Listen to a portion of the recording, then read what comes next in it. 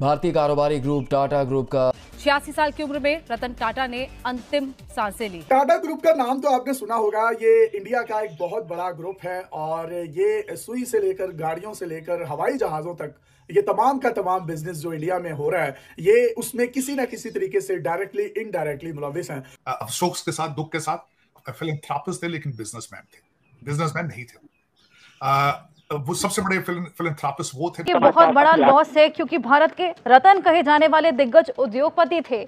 ये बेहद दुखद खबर है। इस वक्त पाकिस्तान की जो इकोनॉमी है 341 बिलियन डॉलर पर स्टैंड कर रही है, जबकि टाटा ग्रुप जो है वो 365 बिलियन डॉलर पर खड़ा है, जो कि पाकिस्तानी जीडीपी यानी पूरे पाकिस्तान में जितने एसेट्स हैं, जितने लोग काम करते हैं, जितनी हमारी बरामदात और ये सारी चीजें मिलाकर हम जितना पैसा पूरा पाकिस्तान कमाता है, बनाता है, जिसको जीडीपी कहते हैं, वो है सिर्फ 341 अरब डॉलर। जबकि इंडिया की इस ग्रुप की सिर्फ और सिर्फ जो कुल बिजनेस की मालियत है वो 365 अरब डॉलर है, जो कि पाकिस्तानी जीडीपी से भी 20-25 अरब डॉलर ज्यादा है। मतलब इंडिया की एक प्राइवेट कंपनी, एक प्राइवेट ग्रुप टाटा ग्रुप एक तरफ और पाकिस्तान की पूरी इकोनॉमी एक तरफ। एक कंपनी जो हिंदुस्तान में एग्जिस्ट करती है, जो मल्टीपल बिजनेसेस को ऑन करती है, वो पाकिस्तान से ज़्यादा कीमती हो चुकी है। इसके बाद क्या आपको कोई ऐसा आर्गुमेंट समझ आता है कि हमें हिंदुस्तान से लड़ना चाहिए या फिर उनके साथ कोई बात नहीं होनी चाहिए? Mr. Tata was 86. He ran Tata Sons for more than 20 years and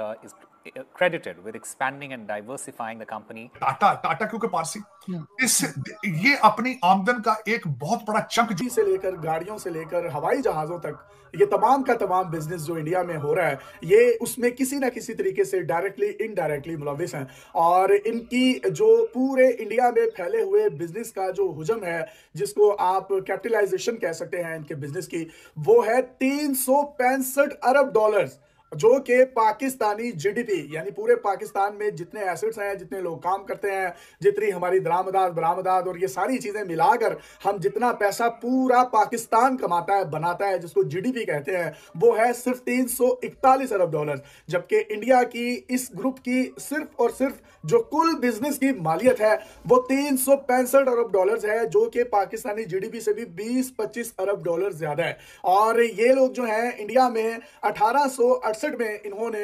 21,000 रुपए से इस कंपनी की, इस ग्रुप की बुनियाद रखी थी और ये आज जो है 365 अरब डॉलर तक जो है वो पहुंच चुकी है। मतलब 21,000 रुपए से शुरू होने वाली वो बिजनेस कंपनी जो मुत्तहिदा हिंदुस्तान, जब पाकिस्तान और हिंदुस्तान बिल्कुल इकट्ठे थे और बड़े सगीर जिसको कहा जाता था, तब से इन्होंने काम करना शुरू किया। और जब पाकिस्तान आजाद हुआ उससे अगले दिन इंडिया आजाद हुआ और आज वो देखिए उनका एक ग्रुप कंपनी जो है पाकिस्तान की टोटल जीडीपी से 20-22-25 अरब डॉलर जो है वो ज्यादा है। यानी कि टाटा ग्रुप की जो नेटवर्थ है वो पूरे पाकिस्तान से ज़्यादा बढ़ चुकी है।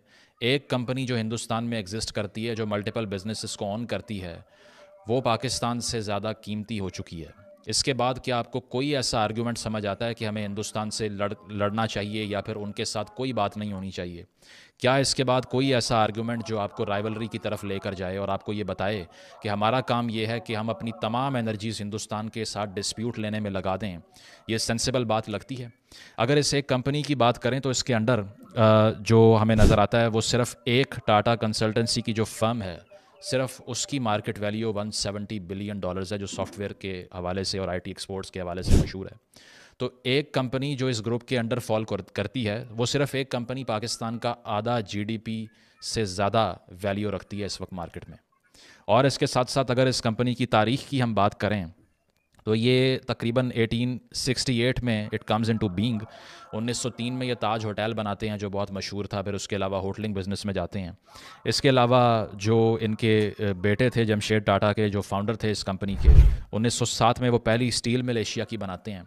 तो आप ये देखिए कि किस कदर फेवरेबल बिज़नेस एनवायरनमेंट होगा कि एक मुल्क में 1870 से एक कारोबारी फर्म जो है वो डील कर रही है और ग्रो करती जा रही है।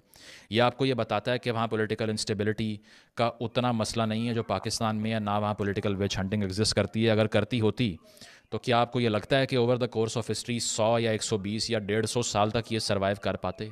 टाटा ग्रुप सुई से लेकर हवाई जहाजों तक वहां हर चीज जो है वो बनाता है। और इसी के साथ साथ आईटी को उठा लें, सॉफ्टवेयर कंपनीज को उठा लें, वहां आप साबुन की इंडस्ट्री को उठा लें, वहां आप स्टील की इंडस्ट्री को उठा लें, टेक्सटाइल की इंडस्ट्री को उठा लें, हर जगह ये लोग जो है वो छाए हुए हैं। ये सिर्फ वहां इंडिया में रहकर पैसे नहीं कमाते, ये इंडिया के लोगों के लिए बहुत बड़ी चैरिटी करते हैं। वहां के ब्रिलियंट ब्राइट स्टूडेंट्स को स्कॉलरशिप्स दिए जाते हैं, बैरूने मुमालिक में उनको भेजा जाता है। आज इंडिया पूरी दुनिया में आईटी के मैदान में सबसे आगे है, तो वो भी टाटा कंपनी की मरहूने मिन्नत है। इन्होंने 1968 में एक बड़ा जबरदस्त सॉफ्टवेयर हाउस बनाया था, और तब सॉफ्टवेयर हाउस बनाया था जब लोगों को कंप्यूटर्स का भी नहीं पता था, जब लोगों को लैपटॉप्स का नहीं पता था। तब कंप्यूटर भी एक बहुत बड़े बड़े कमरे जितने होते थे। इन्होंने उस दौर में सॉफ्टवेयर हाउस बनाया, उस पर काम करना शुरू किया, और आज वो आईटी की दुनिया में इतने आगे चले गए कि अब वो चांद पर भी कदम रख चुके हैं। और ये तमाम का तमाम टाटा कंपनी का मरहूने मिन्नत है। आज आप इंडियन एयरलाइन जो देखते हैं, एयर इंडिया, ये भी टाटा कंपनी ने खरीदी थी। ये टाटा एयरलाइन के नाम से थी।